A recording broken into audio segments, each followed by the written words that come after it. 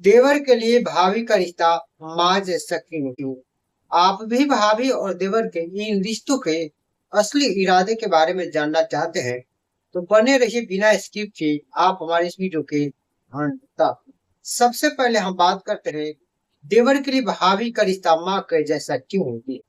भाभी और देवर का रिश्ता स्नेह, समर्थन और माँ के ममता से भरा प्यार हो सकता है।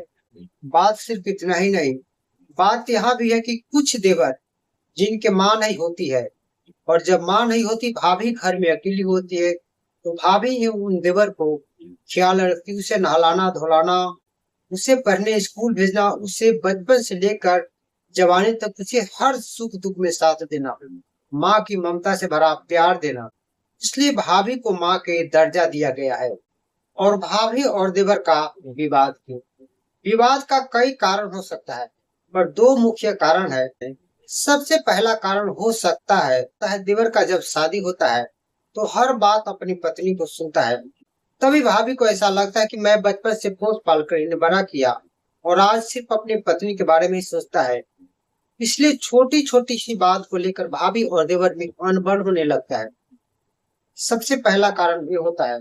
और दूसरा कारण होता है, भाभी को कई बच्चे हो जाते हैं, बड़े बड़े हो जाते हैं, और देवर का नई शुरुआत होता है। इसलिए उनके पास कोई ना खर्च होता है और ना ही उसके पास बच्चे होते हैं। तो ऐसे में उसकी पत्नी चढ़ाने लगती है। और इसी वजह से कुछ पति ऐसे होते हैं जो अपनी पत्नी को बात मान लेते हैं, जायज नाजायज सोचना बंद कर देते हैं। और यहीं से भाभी और देवर में विवाद होने लगता है, और यहीं से एक घर में दो अलग अलग कमरे बन जाते हैं, और प्यारा सा सुंदर सा स्वर्ग से सुंदर घर बिखरने लगता है।